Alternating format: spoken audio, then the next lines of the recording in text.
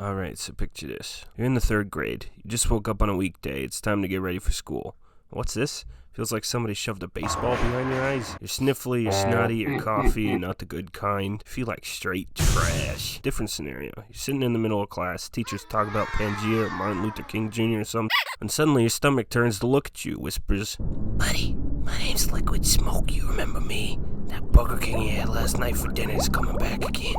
I made friends with a guy in your intestines named Pyle. We're here to mess up your whole situation, bro." No, please, not here. Different scenario. You just finished up with a hospital visit, and you're free to leave the hospital, but Doc recommends you don't go back to school right away, and you rest at home for a bit, maybe a couple days. What's that? Common cold. You can't be making the other kids sick with this while they're busy sobbing reading Where the Red Fern Grows. You gotta stay home, bud. What's this? Food poisoning.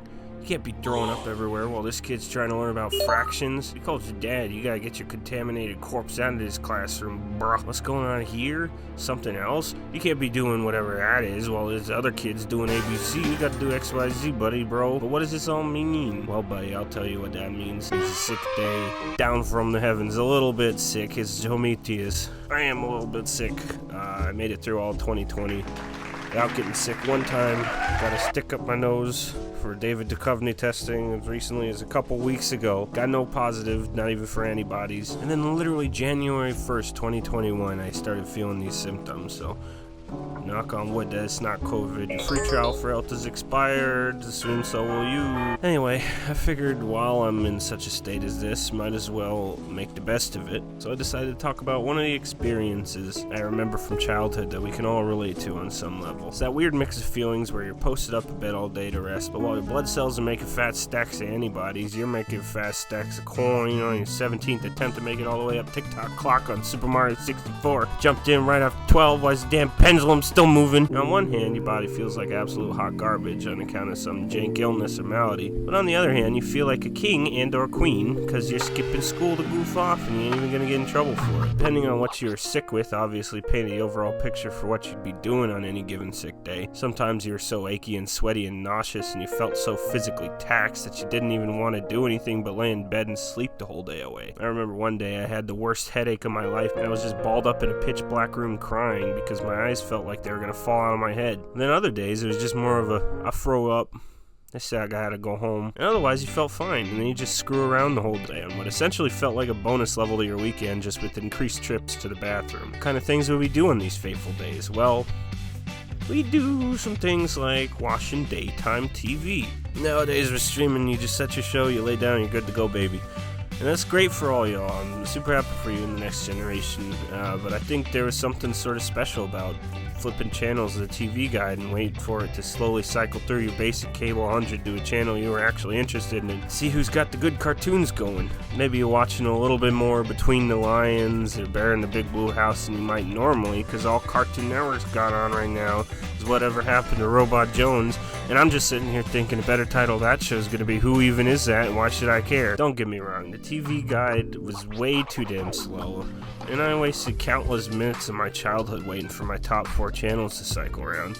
And yeah, maybe I would have loved the opportunity to choose whatever I wanted to watch whenever I wanted to watch it all the time and binge the fuck out of Ed, Eddie, and Blossom Bubbles Buttercup. I also think maybe having fewer choices opened me up to things that, maybe I wouldn't have watched otherwise. Maybe expanded my horizons a little bit more. Maybe made me think, yeah, sure, I don't know why somebody would name their cowardly dog Courage, but I kind of like dogs, so I'll give that show a show or not. Well, PBS, now that you mention it, I guess I could get up between some lions. Little bit of Timothy and Gerald. Why, I suppose I have a half hour to indulge before I'm doing Channel 48 to meet Sponge Robert. No cartoons at all, huh? Well, I guess how's about I watch a little something like Mythbusters maybe, or flip over to Animal Planet, where they got the most extreme. For a lack of abundance upon my plate, did I venture to try new fruits upon trees prior untouched? Joe Meatius 4569. My world is fuller, I feel, for I've known the limitations and blessings of daytime television. Or maybe you're feeling a little bit more achy, or unlike myself, you were a child who partook in sports or exercise for fun from time to time, and you wanted to do something a little bit more active. a little more physical, but if you went outside to play basketball, your lungs might collapse and you die, so instead you just settle with playing video games. Great way to keep yourself active and moving just on a scale that wouldn't kill you. Training your brain to be swole while your body was withering away to dust, and bolstering morale of your body's inner forces by keeping sharp by things like driving your ATV to the edge of the map to get launched back in ATV off-road fury, or satiating your inner ADHD avant-garde art kid brain by fucking up one of the WarioWares on one of the Nintendos. Kept your reflexes up to snuff while you were limited to your bed and couldn't swing that plastic lightsaber or fall out of the tree you were climbing quite as easy. So that by the time you got back to school, when your friend asked, "Are you feeling better yet?" you could answer back with, "I've been playing Mario 64. I'm as sharp as a tack now, and I could do a sideways somersault jump." The second part was definitely not true, but the first part probably was, maybe. Then you tried to do the flip off a jungle jump and twist your ankle because you're still a dumb kid. I also personally read a lot of books. Comic books, Nickelodeon magazines, Mad magazines, Garfield Fat Cat 3-pack Volume 2. That's not as relatable as the other things, maybe as much, so we're going to shelve that for today. I got another video I'm going to do on that. Yeah, playing video games on sick days were a great and fun way to get our stockpiled kid energy out of the way while we otherwise couldn't. At least until your headache got too worse and you had to take your children's Tylenol because your head swollen. Oh, owie, my brain. Which is where we ended up needing home remedies. Mom, you make it better. Every childhood home had their own unique blender remix of this, with different cultures obviously doing things a little bit differently. Hot soup.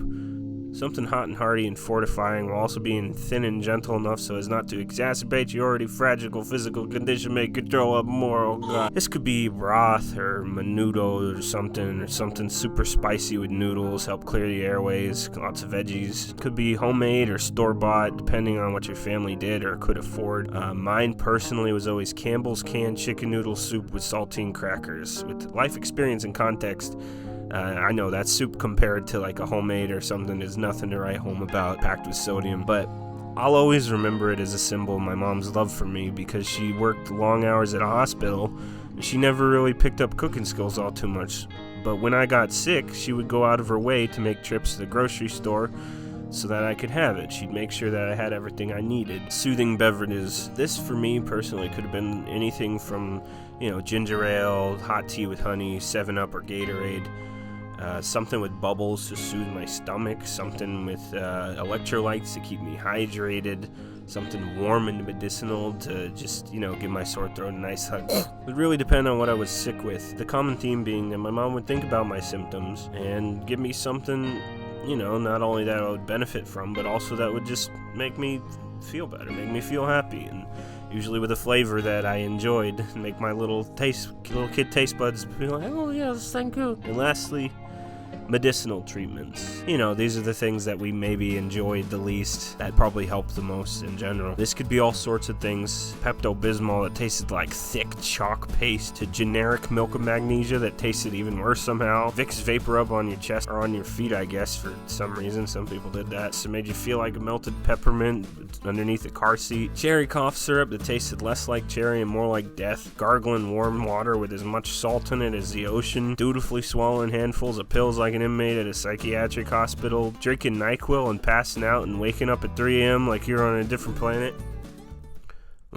All this served the same essential purpose, which was to either help you directly to heal or ease your symptoms so that as your body worked things out on its own, you didn't feel like you needed to die right this very second. And I'll tell you what else it did, is it showed you just how much your parents loved you. That they'd take the time away from their busy schedule to make you feel better. In my mom's case, she was prepping an operating room for surgery, and then they get that call and start saying, "Sorry, but you're gonna have to find your own scalpel, doc. So maybe his appendix will burst. It doesn't really matter right now. My kid's got a Gatorade bottle with a nipple on it." And sure, if you get sick, you might miss out on days of school that could have otherwise taught you valuable lessons.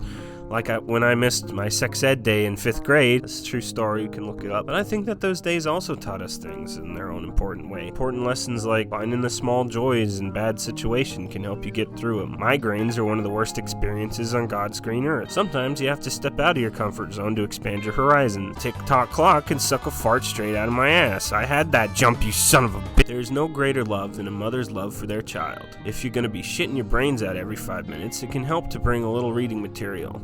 Shout out to Uncle John's Bathroom Reader. I think actually that might have been their slogan. All I'm really trying to say is, Even though sick days in school might have been some of my physical worst, they made for some of my fondest memories, and I wouldn't trade them for all the sex ed days in the world. I have the internet, okay? I know what a chloritis is. If you like this video, consider tapping that little thumbs up down there, and if you want to see more stuff like it, you can subscribe by clicking subscribe right over there down there.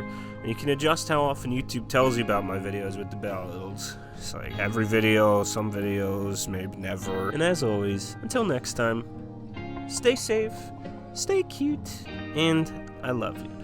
Bye!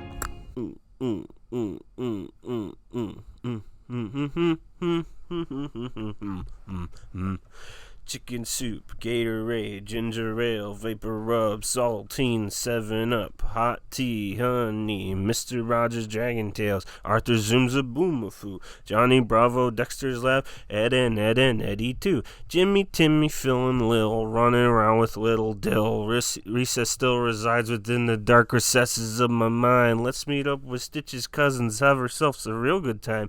Tick-tock clock can suck a big fat ha ha ha, oh no. I'm gonna go lay down for a minute.